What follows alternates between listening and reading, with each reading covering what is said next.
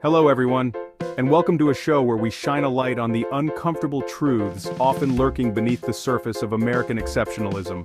Education, my friends, it's important. Like, really important. It's the bedrock of a functioning society, the engine of personal growth. And let's be honest, the only acceptable reason to have that much debt before you're 30. Today, we're diving into the top 5 most uneducated cities in America. Now, before you grab your monocles and start muttering about how we're just picking on the flyover states, let me assure you the results are far more surprising and, dare I say, more depressing than that. We're going on a road trip to some unexpected places where the American dream seems to have gotten hopelessly lost on its way to college. Our first stop takes us to the charming yet statistically challenged City X, a place where the graduation rate is lower than a snake's belly in a wagon rut. Now you might be wondering how we quantify something as nebulous as education. Well, strap in, because it's about to get statistically nerdy up in here. We're talking about looking at high school graduation rates, the percentage of adults with a high school diploma or equivalent, college enrollment rates, and the number of folks who can read at an 8th grade level. We'll also be digging into the socioeconomic factors that often correlate with these metrics. Because, and this is important, correlation does not equal causation. Unless it's about the correlation between me eating an entire cheesecake and my subsequent need for a nap. That's causation.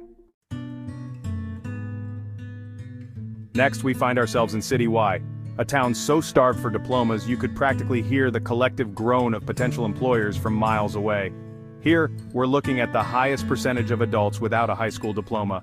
Now, before you start picturing a scene from Footloose where knowledge is outlawed and everyone communicates through interpretive dance, let's remember that behind these statistics are real people with real challenges. Poverty, lack of access to quality education, and systemic inequalities often play a significant role. It's like trying to win a game of Monopoly when you start with Boardwalk and Park Place already owned by someone named Rigged System.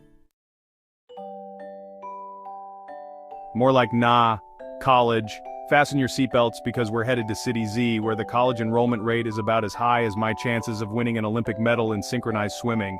And let me tell you, I once almost drowned in a puddle. Here we see a disconnect between high school graduation and the pursuit of higher education. Why? Well, sometimes it's financial, with college costs soaring higher than a caffeinated pigeon over a Starbucks.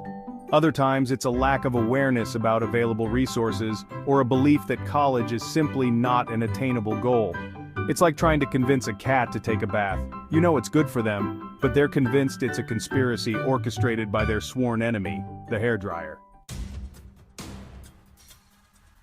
City A graduates, what are those? Hold on to your hats, folks, because we're about to enter City A, a place where the number of high school graduates per capita is lower than my self-esteem after a particularly brutal roast battle.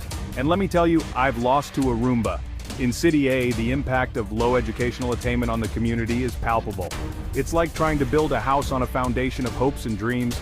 Sure, it sounds lovely, but it's probably not going to meet building codes. City B, Illiteracy Nation. Our final destination takes us to City B, a place where the illiteracy rate is, frankly, heartbreaking. Here, we're not just talking about struggling to read a menu or follow IKEA instructions. We're talking about a fundamental barrier to communication, employment, and participation in society. Imagine not being able to read your child a bedtime story, fill out a job application, or understand basic health information.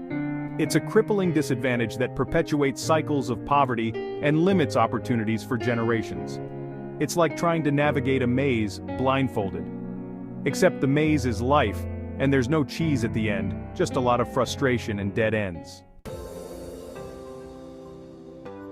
The final bell. So there you have it, a glimpse into the sobering reality of educational disparities in America. We've seen how low graduation rates, limited access to higher education, and systemic inequalities create a perfect storm that can leave entire communities struggling to stay afloat. But this isn't about shame, it's about awareness. Because understanding the problem is the first step towards finding solutions. Investing in education, from early childhood programs to affordable college options, isn't just some bleeding heart liberal agenda, it's about ensuring a brighter future for everyone. Thanks for watching, and don't forget to like and subscribe for more insightful content. All these cities bring something unique to the table, so think about what fits your lifestyle and budget. Remember, buying a home is not just about the property, but also the community and lifestyle that comes with it. Thanks for watching, and I hope this gives you a good starting point for your home buying adventure in 2024.